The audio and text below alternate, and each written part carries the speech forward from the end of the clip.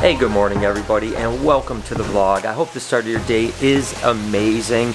We have a really busy day today, I'm not gonna lie. This time of year it gets really busy because we start to hatch animals. We've got eggs being laid. We obviously have cleaning and the reptarium and tours and all that stuff now. So it's pretty amazing, and again, as always, I'm here to tell you that if you're struggling like I am at times, we can push our problems aside right now, have a great time together and distract ourselves, and we're gonna get through this. It's gonna be amazing. What do you say we have a great day? And I am gonna get started with something interesting. What happens when a snake egg goes full term, but then the egg goes bad? I mean, what's inside? So we're gonna cut an egg and find out. Not every egg makes it, like I've mentioned before, and sometimes you get an egg like this that goes full term and basically looked good a couple days ago, and now how it's got all these green nasty spots, that tells me that something went wrong. You know, that baby is probably dead in the egg and is kind of rotting a little bit. Now it could be anything. It could be deformity, it could be an umbilical twist, it could be twins, it could be two heads. You never know. So let's just go ahead and cut into this egg and we'll get an idea of what it looks like, and maybe we'll even find out what happened and why it went bad.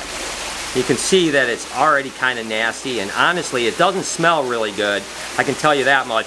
And look at that nastiness in there right there. Oh, I tell you what, there's a little tiny snake in here that looks like it's very premature, and then this really big egg mass you can kind of see right here. Obviously something went dramatically wrong. If we take this out, we'll just go ahead and drop that egg over here, and we can kind of look and see, and right off the rip you can see the deformity all in this baby right here. I mean, that baby was just all kinked up. It looks like it was a pinstripe, ironically enough, but definitely no chance that this baby was gonna make it, because you can just see that it just is a mangled mess. About halfway down the body, it all twisted up, and then it didn't absorb any of this yolk, and it was no good. So it's stinky too, though. But just so I'd show you guys what happens sometimes when an egg goes bad and why it goes bad. Just gonna feed a few snakes today, but really want to work on Night Fury's ball training just to see. I've got some ideas what I want to do down in the future. You can see he's going to come out for the ball. He's following around. He knows that something's coming. He knows there's food. And then I'll go ahead and I'll give him a reward for being awesome. So the idea here, I'm just thinking about it, is what if I had like a prop that I could bring out, a fake tree or something like that, and I could literally lead him out with this blue ball into the tree and actually feed it when we're open for the public, right? Because again, what we're trying to do is, now that we're gonna have 15 hours of slots, we want each one of those hours to have something really cool. And I'm thinking if I can train Night Fury to do something, that might be one cool thing for people to see. Not sure, still working on the idea, but again, a lot of brainstorming how we're gonna make this kind of 15 slot weekend so amazing for everybody. Daisy has been on fire when it comes to food lately, but she's in a spot where I don't really like, because if she misses, she's got to potentially hit me. So I'm going to let her come to me a little bit more, just so that I can keep a little bit away from her. There she is, perfect shot right there. Good job. I love it when Daisy is really fired up, because sometimes she gets like months where she doesn't eat very often. She'll eat maybe once every couple weeks. This last like month and a half, 2 months, she has been crushing food. So I'm gonna feed her 2 or 3 pigs today, just to kind of keep beefing her up and making her look awesome. Casper kind of looks like Night Fury all the way up. That's the dangerous part, because there's a lot of him to come out of the cage. I'm definitely gonna start ball training Casper as well. That's the other animal I think that would be really cool. Casper and Night Fury are kind of my crazy wild horses that strike like maniacs. So those two are probably good, and here comes Casper. Come on, buddy. Come on. Come on. Come on. Boy, he's in a bad spot. And I know he's gonna miss. Come on. Oh, he got it. Whoo, wow. Doggy. Good job, Casper. Way to go, buddy. Finally, Casper did it good and hit it perfectly. I wasn't sure that was going to happen, but what an absolutely gorgeous snake.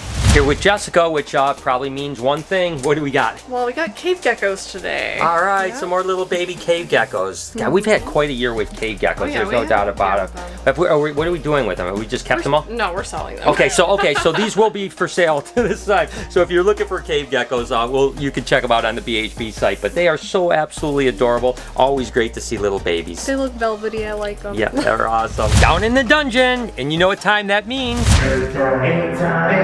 And this first girl actually is a yellow belly, a big old yellow belly female, and she was just bred to an ivory. Now a super yellow belly is a solid white snake with black eyes. Not a black-eyed Lucy, because it has a little bit of faint yellow in it and stuff like that. But so it was actually bred to a pastel ivory. So half of these eggs should be ivory or pastel ivory, and half of them should be yellow belly or pastel yellow belly. So let's just go ahead. She is a monster female, and looks like she's wrapped around an enormous clutch of eggs. Look at that. Whoo, doggy. Of course, we have a couple little eggs that rolled here. We'll definitely have to candle them, because because we have no idea if they're on the right side up or not. Like even this one right here was actually rolled over, probably this side. And again, candling is pretty easy. You guys see me do it all the time, so it's no big deal. But we'll just go ahead and get the rest of these eggs off right here. Get these in the egg box, and I tell you what, that's a nice clutch of eggs. And it's so cool that half these babies are gonna be white and beautiful. So we got 2, 4, 6, 8, 10, 11 beautiful eggs. I tell you, one off from our record for the year, right? So we have one more clutch to pull.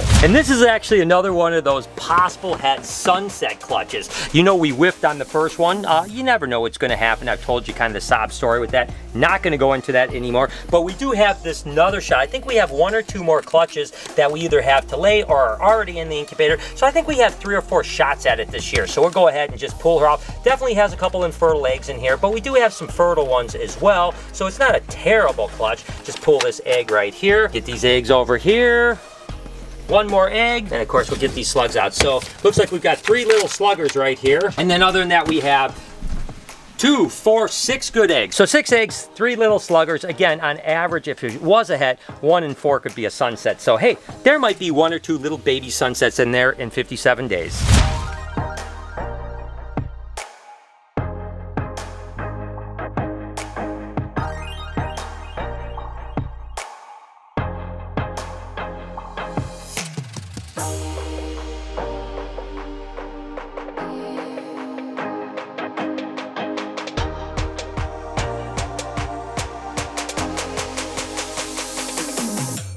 Next up, we have to jump in with Lucy, and like I said, she shed out perfectly. It's not often that she doesn't have to get soaked after a shed, so that's good. Again, means our humidity is getting into a better spot, but of course, because she's a big snake, she kind of tore it up in here, so I'm gonna go in. I'm gonna do my best to maybe leave her alone and not move her, because she's in a really comfortable spot right now, so wish me luck. I'm just gonna go in and clean this mess up. Like I always mention, that is poop soup right there. So that's not gonna smell too well, but hey, you know, you gotta do what you gotta do. So let's get in there, clean her up, and hopefully get away without getting attacked. Got my garbage can to protect me. Right now she's looking like she's gonna be good. You stay good, girl, all right? You stay good. Just gonna scoop all this poop out first, all the shed. Oh. Oh, it just splashed me in the face.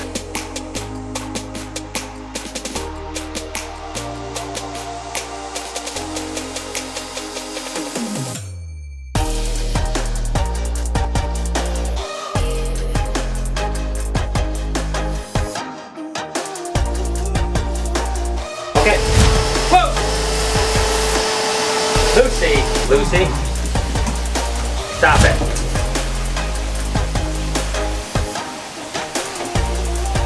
Knock it off. Lucy, stop it. Stop it, Lucy. Can you please go over there? Go over there. Go over there. Go over there. Thank you. Come on, girl. Come on. There she goes. Now she's running. That's where I want her to be. I want her to go away from me. I really don't know why sometimes Lucy's like in a really good mood and sometimes not so much. Today she was, she seemed to be behaving really well, and then all of a sudden out of nowhere she started striking, and you just have to be careful because obviously in this enclosure, although it's 10 foot by 8 foot, you know, she has a long enough strike range where you're kind of always within strike range. So now she's coming over again. She's definitely in a bad mood. I just don't know what her problem is today. It's okay, girl. And I have to still clean her glass, so I've got to somehow get over here, get all these smudges out with her sitting there, so wish me luck.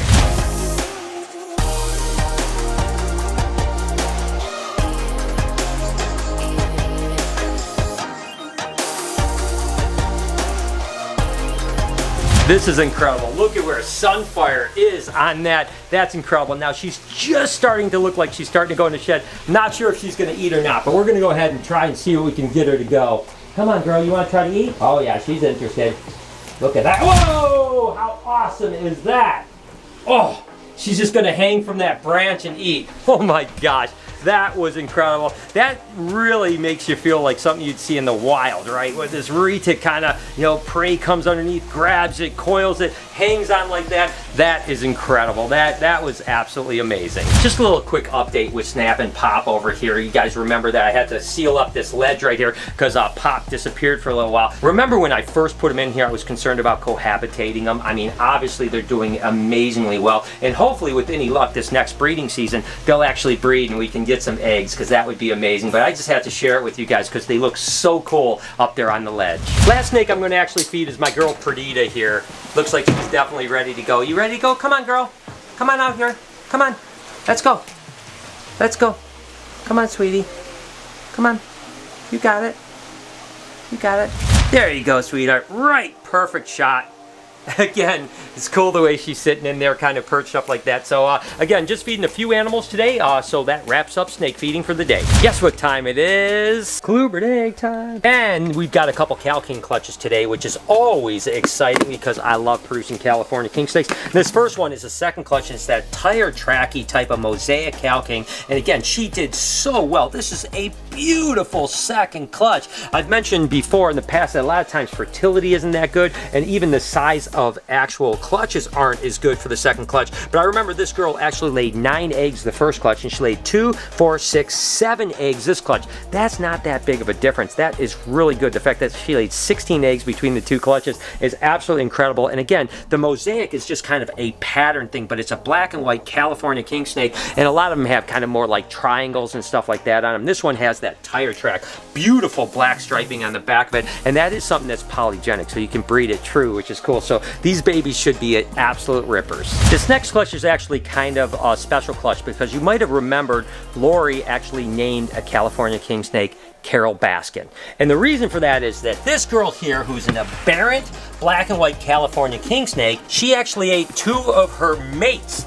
2 of her boyfriends this year she actually ate. So Lori actually named her Carol Baskin. Interestingly enough, she did lay a first fertile clutch. And I didn't expect Carol Baskin to lay another clutch of eggs because I don't think that Lori actually risked putting another male in. So I don't know if these are going to be fertile or not, but look at that. They are fertile. Oh my gosh. The good news is that Carol Baskin's boyfriend lives on because he's going to have some offspring here with another clutch of eggs. So there's 2 clutches from this girl this year, which is pretty funny. I have no idea what we're going to do next year because she's definitely a serial killer. She just wants to eat her boyfriend. So I don't know if we're going to breed her or not next year, but it is really cool that she got 6 more eggs as a second clutch, and maybe we'll just retire her, put Carol Baskin over at the Reptarium, and you guys can come see her because she's got a great story behind her. But that's it for Kluber eggs for the day. Just wanted to give a quick little checkup of our science project, that spotted python clutch. Remember the one that had the really see-through egg? Well, obviously that one went bad, but this egg is still pretty see-through. You can really kind of see that dark mass in there is actually the snake growing. So it's not as clear as the other egg, but we're still able to kind of see the snake go. So I think I'm going to turn the lights out, see if we can get a little shine on this thing, and see if we can actually get the animal maybe even moving around the egg, almost like that scene from Alien where the little monsters crawling around in the egg. So let's see what we can do.